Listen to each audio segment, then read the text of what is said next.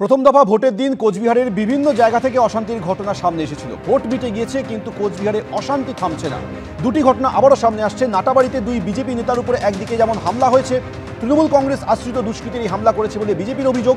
অন্যদিকে দিনহাটায় এক বিজেপি কর্মীর বাড়ির সামনে থেকে বোমা উদ্ধার হয়েছে। সেক্ষেত্রেও তৃণমূলের দিকে অভিযোগ করেছে বিজেপি। এ বিষয় নিয়ে কথা বলবো। শুভেন্দু ভট্টাচার্য আমাদের সঙ্গে রয়েছে। শুভেন্দু, বিস্তারিত জানাও।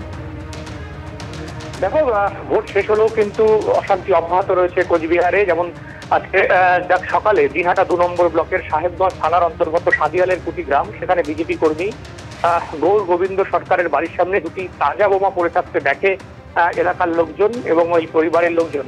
এরপরেই আতঙ্ক ছড়িয়ে পড়ে এলাকায় এবং পুলিশকে খবর দেওয়া হয়। পরে সাহেবগঞ্জ থানার পুলিশ এসে বোমা দুটি উদ্ধার করে নেয়।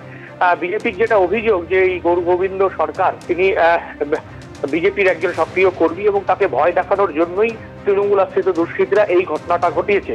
অন্যদিকে দেখো, গতকাল সন্ধ্যায় সেখানে কোচবিহারের নাটাবাড়ি বিধানসভা কেন্দ্রের অন্তর্গত দাওয়াগুড়ি এলাকায় দাওয়াগুড়ি বাজারের কাছে বিজেপি অঞ্চলের কনভেনার সুজিত দাস, তার উপর হামলা হয় এবং তাকে ব্যাপক মারধর করা হয়। বর্তমানে সে একটি বেসরকারি হাসপাতালে চিকিৎসাধীন। এবং সেখানেই আরেকজন বিজেপি শক্তি কেন্দ্র প্রমুখ রঞ্জিত বর্মন, তার দোকান ছিল ডাওয়াগুড়ি বাজারে, সেই দোকানেও ভাঙচুর চালানো হয়। এক্ষেত্রেও অভিযোগ উঠেছে কিন্তু শাসক দলের বিরুদ্ধে, যদিও দুটি অভিযোগই অস্বীকার করেছে শাসক দল। আমরা দেখেছি যে নির্বাচনের পরে গতকালও একইভাবে দিনহাটার বিভিন্ন জায়গায় কোথাও তৃণমূল আক্রান্ত হয়েছে, কোথাও বিজেপির কর্মীর বাড়ির সামনে বোমা পাওয়া গেছে। ফের আজকে একই ধরনের ঘটনা ঘটছে।